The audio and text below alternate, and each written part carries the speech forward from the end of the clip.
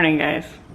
Good morning, baby boy. It's a little bit after 6:30 in the morning and my camera lens is probably going to fog up because it's warm outside and it's cold in my house, but I'm out here attempting to watch the sunrise like I do every morning. I usually have to race Bruce out here. He likes to wake me up just in time, but it's really cloudy this morning. I was hoping it was gonna light everything on fire and make it look amazing, but it looks like it's just cloudy. Lately I've been reading a book on my Kindle. It's called The Witch Elm. Like, I am excited every morning to get up and read it because it's weird. It's like a spooky ooky mystery kind of thing, and I heard about it on NPR and I just wanted to read it because I've been in a really spoopy mood lately. Tonight we're actually going to see Scary Stories to Tell in the Dark, which I only just found out got adapted into a movie yesterday. Like, I got the email from the Alamo Draft House, and luckily for me, Mike was sitting there on the couch yesterday morning and I was like, no way. And I just like bought tickets immediately. It looks like it's going to be, you know, scariness on par with like Stranger Things or like It or something. It's not going to be some kind of, you know, horrible, demented, like, you know, mentally scarring kind of horror movie. It's going to be what I like, you know, just kind of like spoopy, like Sabrina the Teenage Witch spoopy. So yeah, I'm going to drink my coffee and read my book and watch all of my critters just enjoy their morning too. Good morning, Purr Box. Good morning, Ollie. We got a new composter yesterday. Mike left the box out here.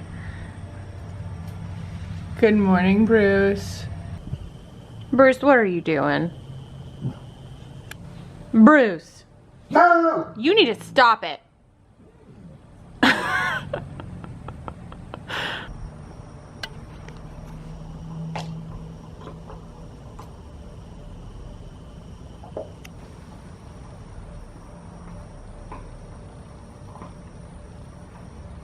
World's greatest cat, world's greatest cat, world's greatest cat, world's greatest cat.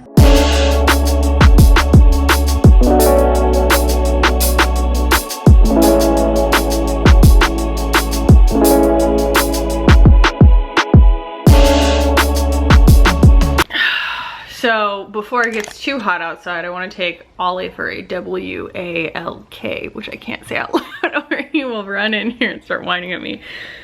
But I just wanted to say that also, for context, I don't live alone. My husband is out playing golf this morning. He left at like 6 a.m. and so that is why I am by myself right now. But also, look at this. I ordered these planters. I actually featured them in my house tour, and the string on them was really short, and so they were really close to the ceiling, like oddly close to the ceiling. And so I remembered all of my like summer camp boondoggle skills and made these ugly little extensions out of jute. So now they hang at a pretty normal height, and then I put some new art up in the living room yesterday, and this painting right here looked really stupid next to it. I'll show you in a second. It just like was a completely different concept. It made everything look really silly. Hey, buddy. And so I moved it in here, and I actually feel like this spot is like starting to look like a fully thought out concept now. Everything in this house has just been blank walls, and I just get bursts of inspiration. And I got a burst of inspiration with the color and everything like that, but I just didn't really know what to do with this area, and I've just been kind of iterating, and that is just a big old pile of mess that I need to go through. But I'm actually starting to like the balance of this situation here. What doing? This is what I call his parking spot. It's perfectly Purr monster shaped. Oh, okay, exposed. Da, da, da, da. That's my baby. Your head's all wet. He's a good little dude. But I need to get dressed and take Ollie out before it gets too hot. Fantastic. Do it for the vlog, buddy. And then these are the pieces of art that I put up yesterday. I bought these on art.com. They are old Autobahn prints, so you've probably seen that if you watch Leanne's videos. She has had this flamingo print in her videos for like years and years and years. And then I also liked the great blue heron. I'm from Florida. It's all a concept, you know what I mean? But I did a lot of measuring to make sure that these were evenly spaced and everything, and then I hung them yesterday. And I I got the frames off of something called arttoframes.com because these are a really weird measurement. They are 24 by 32. So I went to Michael's and I thought that they were 24 by 36, bought 24 by 36 frames. There's nothing really more disappointing than a picture being the wrong size for a frame. It's very annoying. And so then I ordered these online. They're actually like a really pretty, it's dark in here, but they're a really pretty kind of like beachy gray wood. And I was just kind of inspired in here. I even took that painting down too. Everything just kind of looked a little bit silly with these now that they're sort of like so classy, I feel like. I don't know. But Mike has this old West Indies map that he got. I don't know, I think he got it at like a Goodwill auction or something. But this thing is so dope and I just wanted to kind of chase that feeling in here and make this just a little bit more like old school concept. I don't know what the word is, but not as graphic as the other art that I have. Yeah, what's up? Meow. Do you wanna go in the garage? Also, there is a mouse in our house right now. I'm pretty sure it's still under the fridge. There's the composter, by the way. We brought it inside last night. I went outside and Mike was assembling it, just sweating his face off. And I was like, okay, bring it inside. I don't know why you're out here. Oh, my sunflowers are so sad. I need to go get some more today. I'm gonna be sad when it's not sunflower season anymore. They are my favorite flowers to have in the house. They're just so bright and happy, and they last a really long time. Like they last over a week. What was I saying?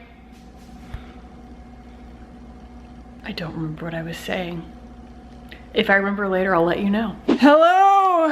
I am wearing white on white because, I don't know, it's a vibe. I'm digging it. I'm doing a wear test right now, and I just got done kind of filming the beginning of it on my main channel, and I like the way that it looks. I think that it's really pretty. These glasses are really dirty, but yeah, I'm feeling like, you know, effortless. It's good. I like it. However, I did that stupid thing that I do sometimes where I just get so motivated first thing in the morning that I drink a bunch of coffee, do a bunch of work, and then I haven't eaten anything. And so, debating whether to get like a smoothie or whether I want like Amiga's taco, you know, or like 3. So, also, this is being weird. I don't know why this is so like, there's like a lump right here. I can't feel it, but I can see it. I don't know. I'm my own harshest critic, of course I see it. So I'm going to go, I need some toothpaste, so that's an excuse to go to Target. And also, I just want to treat myself to a fall candle today. Because, you know, a bitch can be basic. It's fine. So, confession, this is and probably always will be my fall fragrance of choice, even though it's not particularly fall scented or anything. It's just the perfume that I bought right in the beginning of my channel when I first started it, and it just makes me feel really nostalgic for that time back in, what, 2014? And so, I don't know, even though this is not cruelty-free or anything like that, I just still have always loved this scent, and I can't find anything to like replace it in my repertoire, so I think it's kind of obnoxious that Fresh isn't cruelty-free. But it's just, I love this scent so much. Oh my god! Gotta get this in my car. You're gonna put it in your car? What else can I do? Gotta get it out of here. You sound like you just found a whole nother stash of it. Hold on. Holding. Oh my god! Oh my god, there's maggots! Oh fuck! Oh my god! Oh Kackie, it's just, I'll be sending you pictures. It's so fucking awful, it's like finding a dead body. Oh my god! Because you said something had died, like did you guys know there was a smell for a while, you just didn't know where it was coming from? Yes, pretty much. I said, Lee, something smells bad the other day. Okay. I gotta get in my car. I gotta go find who dumped this somewhere. Oh my god. Did you get the pictures? Oh, let me see. Oh my god. Oh, here we go. Oh no!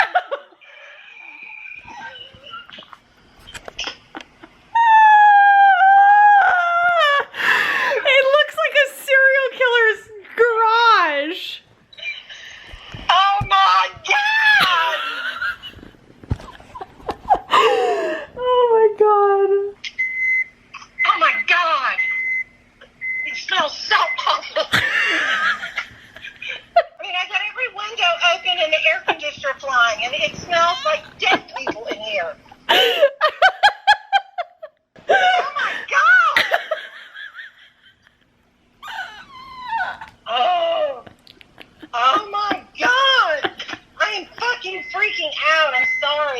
Okay, so that was my mother having what I have now called Meat Crisis 2019. She was just on the phone with me. She was, you know, we were just kind of shooting the breeze. All of a sudden, she's like loading her car up to leave and she notices a bag sitting on the ping pong table in her garage. And the garage, let's just say the ping pong table hasn't been in use as a ping pong table for a long time. It would be easy maybe to overlook something. So my mom walks in the garage and she's like, something died in here. Like, you know, because they live out in the wilderness. And then she's like, oh my God. Oh my God. And like, I picked my camera up honestly too late. She had found a bag of meat that I guess my stepdad, I guess he left sitting out. And they keep lots and lots of food. I've talked about this before. They keep lots and lots of food in the freezer. They live in the woods. They don't get a chance to just go to the grocery store every day. This was a bunch of different cuts of beef, and apparently one of them just left it for a week maybe. And so all of the bags had bloated up. And so I was just kind of, I mean, I don't want to say I was like talking her through it because I don't think I was particularly helpful, but I was laughing and that was probably helping with some kind of comic relief. But she was absolutely losing her mind. She's like, you don't understand. It smells so bad, Kackie. My car smells like a dead body. What am I gonna do? It was just, fit to be tied. Fit to be tied, she was. My gosh, so yeah, Meat Crisis 2019.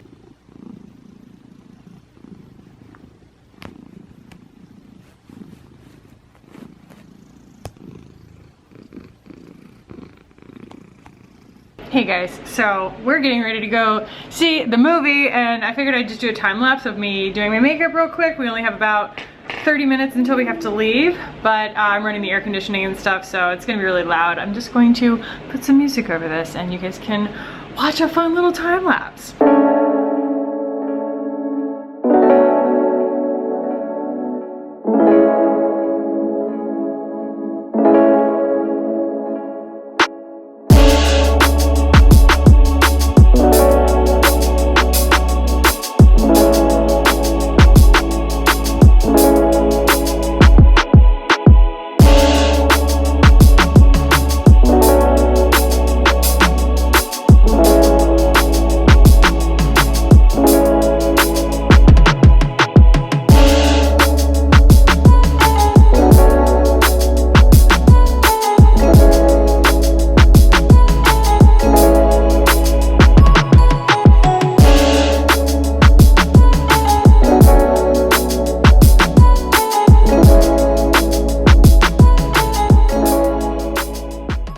Took all of 15 minutes.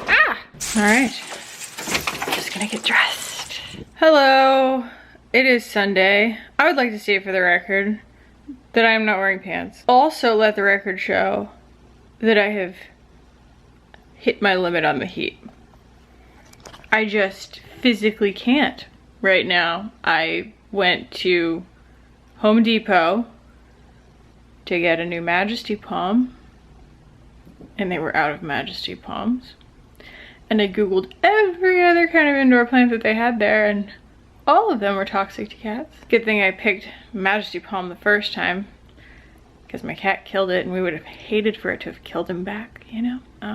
I did get some humane mouse traps, because our cats have this new thing where instead of disemboweling mice and leaving them at the foot of the stairs for me to follow a trail of blood to find the pieces, instead they just bring them inside whole, alive, fully kicking, and let them go. And they seek refuge under our refrigerator, so.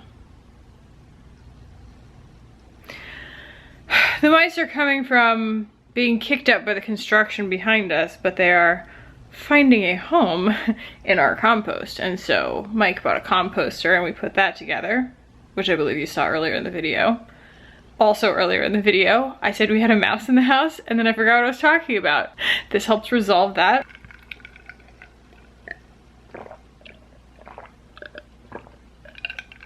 Oh my God, I'm so dehydrated. I would also like to address the movie that we saw last night. Scary stories to tell in the dark. Hi, bud. Scary stories to tell in the dark. I have a few thoughts, and this might be a bit of a spoiler. I'll try and keep it from being... No, I won't spoil it. One, they picked all of the cringiest stories. I know as an adult, those stories would not be as scary to me as they were when I was a kid.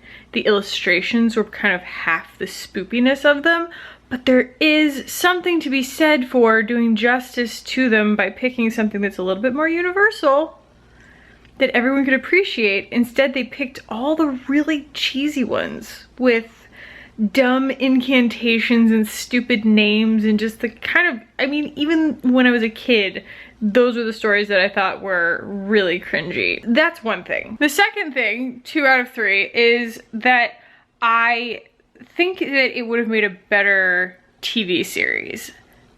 It was told too quickly. It would have lent itself very, very well to an episodic format.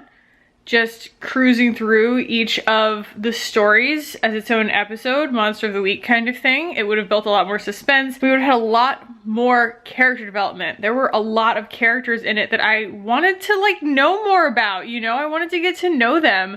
I mean, even the villains and stuff, I just wanted to get to know these people, and there's no character development because there was like no time. It just felt incredibly rushed. There were a lot of plot holes that I'm not gonna go into because those would be spoilers, but if you have feelings about this, if you've seen the movie, DM me on Instagram and we can talk about it. And then finally, my final critique, and it was actually the first thing that I said when we walked out of the theater, and Mike's response to this was that I'm smart and that it was an astute observation, and that is that when you're making a scary movie that's like PG-13, you know, it's not going to be the kind of thing that scars you for life. It's not designed to.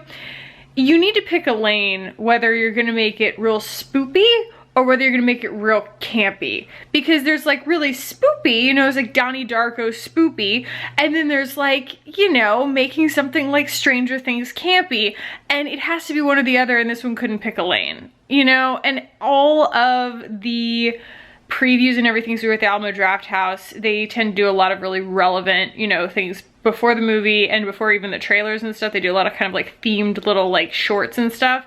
They were all very much about the like 1980s campy horror stuff that was like kids horror movies, and I love that kind of stuff. I really do. Like it's one of my favorite genres, but I really think that I was under the impression that that movie was going to sort of follow a similar line. The problem was that for its not very scariness, it took itself way too seriously. And it was, I mean, the cutest kids, oh my god, they were adorable. And they were all pretty good actors. And I feel like the plot wasn't bad. The idea wasn't bad. It was just really hasty. It was just done really, really, really quickly, and to the point where you're just like, wait, I wanted to know more about that. And you should like never feel that way about a movie.